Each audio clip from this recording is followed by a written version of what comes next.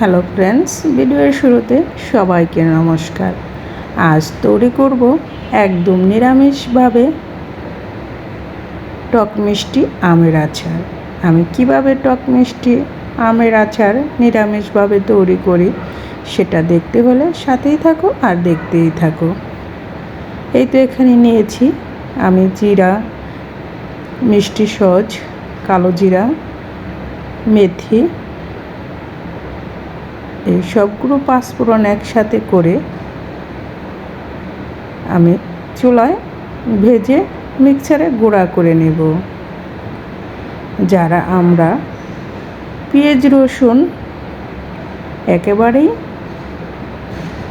নিরামিষ বুঝি তাদের জন্য এই আচারটা খুবই সহজ পদ্ধতিতে তৈরি করে নেব এবং অল্প উপকরণে, এবং তৈরি করাটাও খুবই সহজ। এই নিরামিষ আচারটা ডাল খিচুড়ি সাথে খেতে খুবই মজাদার। তাহলে চলো বন্ধুরা, আমি কিভাবে নিরামিষ আচারটা তৈরি করি তা দেখে নেই। এখানে তো দেখতেই পেলে সবগুলো পাঁচফোড়ন একসাথে করে আমি চুলায় ভেজে নিয়ে মিক্সচারে গুঁড়া করে নিচ্ছি। আমি গুঁড়াটা একদম মিহি করব না, একটু দানা দানা থাকবে। আমি আবার বলে দিচ্ছি, পাঁচফোড়নটার ভিতরে নিয়েছি ধনিয়া, গোটা শুকনা মরিচ, কালো জিরা, মেথি, মিষ্টি সজ, জিরা, এই মিলে হচ্ছে পাঁচফোড়ন আর শুকনা মরিচ। আমি মিক্সচারে এটাকে গুঁড়া করে নিলাম, একটু দানা দানা থাকবে।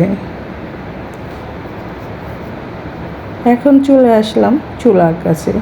চুলায় কড়াই বসিয়ে পরিমাণ মতো সর্ষের তেল দিয়ে এখানে এটা দিয়ে দিলাম আদা বাটা।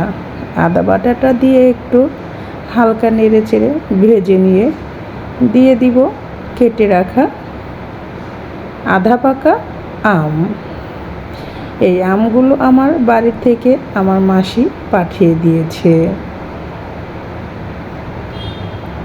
দেশি আম দিয়ে এই আমের আচারটা খুবই মজাদার। আর এই আমগুলো একটু আঁশাশ, এই আঁশাশ আম দিয়ে আচার কিন্তু খুবই টেস্টি হয়। আমার মাসি একদম কেটে ধুয়ে রেডি করে বাড়ি থেকে পাঠিয়ে দিয়েছে। এই তো দেখতে পাচ্ছ তেলের ভিতরে আমগুলো দিয়ে পরিমাণ মতো লবণ দিয়ে দিলাম।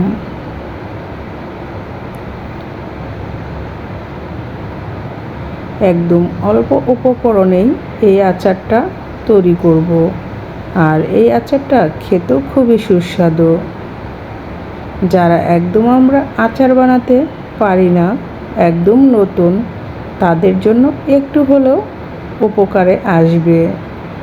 এই তো দিয়ে দিচ্ছি হলুদ গুঁড়া আর দিয়ে দিব শুকনা মরিচের গুঁড়া। এই মশলা দিয়ে আমটাকে আবার ভালো করে নেড়ে চেড়ে একটু সময় কষিয়ে নেব। কষানো হয়ে গেলে এখানে দিয়ে দিব আমি চিনি। চিনির পরিবর্তে চাইলে তোমরা এটা গুড় দিয়েও তৈরি করতে পারো, তবে গুড় দিয়ে আচার তৈরি করলে আচারটা খেতে খুবই সুস্বাদু হয় এবং কালারটাও খুবই সুন্দর হয়। এই তো আমগুলো আমি এভাবে তেলের ভিতরে দিয়ে কষিয়ে নিচ্ছি। একদম অল্প তেলেই এই আচারটা বানিয়ে নেব। এখন দিয়ে দিলাম চিনি, কারণ আমটা আমি একটু টক মিষ্টি আচার বানাবো, তাই তো একটু চিনির পরিমাণ বেশি দিয়েছি। তবে যে যেরকম মিষ্টি খাবে ঠিক সেরকম মিষ্টিটা দিয়ে তোমরা তৈরি করতে পারো। এই তো দেখতে পাচ্ছ চিনি দিয়ে এটাকে নেড়ে চেড়ে নিচ্ছি। চিনি দেওয়ার পরে আমটা একটু নরম হয়ে যাবে, কারণ চিনিটা গলে যে আম থেকে দেখতেই পাচ্ছ একটু একটু নরম হয়ে ঝুল ছেড়ে দিচ্ছে। এই তো দেখতেই পাচ্ছ আম থেকে জল বের হয়ে আসছে চিনি দেওয়ার পরে। এখন নেড়ে চেড়ে এই সম্পূর্ণ জলটাই আমি শুকিয়ে নেব। একটু খুন্তি দিয়ে আমগুলোকে ভেঙে দিচ্ছি, কারণ আমগুলো শরীরে অনেক আঁশ আছে, তাই তো একটু ভেঙে দিচ্ছি যাতে চিনির রসটা ভিতরে ঢুকে। কেমন হচ্ছে আমার আচার বানানোটা। আর এই তো দিয়ে দিচ্ছি ভেজে রাখা পাঁচফোড়নের গুঁড়া। পাঁচফোড়নের গুঁড়া দিয়ে এখন আবার নেড়ে চেড়ে আবার মিক্সড করে নেব। তবে যে যেখান থেকে এই মুহূর্তে আমার ভিডিওটি দেখতেছো সবাইকে অনেক অনেক ধন্যবাদ। আর যারা দেখতে দেখতে একটা মূল্যবান লাইক দিতে ভুলে গিয়েছো, অবশ্যই একটা লাইক দিয়ে ভিডিওটা কন্টিনিউ করবে। আচারটা যখন হয়ে যাবে তখন একদম আঠালো হয়ে আসবে, আর এভাবে আচার থেকে তেল ছেড়ে দিবে। দেখতে পাচ্ছ বন্ধুরা, আচারটা থেকে হালকা একটু তেল ছেড়েছে, এবং যখন আচারটা হয়ে যাবে সবগুলো আচারই একসাথে এরকম জড়ো হয়ে যাবে।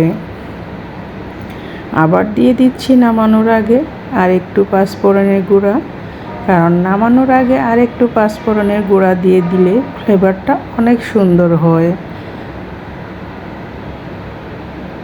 যদি আমার এই আমের আচার বানানোটা তোমাদের ভালো লাগে তাহলে ট্রাই করতে পারো। ঘরে থাকা অল্প উপকরণে খুব সহজেই বানিয়ে নিলাম টক মিষ্টি আমের আচার। একদম নিরামিষ ভোজীদের জন্য পারফেক্ট আচার। এই আচারটা এভাবে বানিয়ে নিলে সারা বছর ঘরে রেখে সংরক্ষণ করা যাবে, কোনো ফ্রিজে রাখতে হবে না। তবে যারা ফ্রিজে রাখবে না তারা আচারটাকে আরেকটু ভালো করে টানিয়ে নিতে হবে, তাহলে কোনো নষ্ট হবে না। কারণ আমি তো ফ্রিজে রেখে দেব, তাই তো একটু নরম রেখেই নামিয়ে নিলাম। দেখতেই পাচ্ছ বন্ধুরা কতটা সুন্দর হয়েছে। আমার বাসার সবাই তো খুবই পছন্দ করেছে। ভেবেছিলাম অনেক দিন রেখে দেব, কিন্তু ওদের এত ভালো লেগেছে, ওরা তাড়াতাড়ি এটাকে বলতেছে আমার মামনিরা, এটা তো মা তাড়াতাড়ি শেষ হয়ে যাবে, আরও আচার এভাবে বানিয়ে রেখো। সবাই ভালো থেকো, সুস্থ থেকো। আবার এরকম ভিডিও দেখতে হলে আমার চ্যানেলটা ভালো লাগলে সাবস্ক্রাইব করে আমার পাশে থেকে যেও। আরও এরকম নিত্য নতুন ভিডিও নিয়ে তোমাদের সাথে হাজির হব। তাহলে আজকের মতো ভিডিওটি এখানেই শেষ করব। তোমরা সবাই ভালো থেকো, সুস্থ থেকো, আর আমাদের জন্য আশীর্বাদ করো। তাহলে এখানেই বিদায় নিলাম।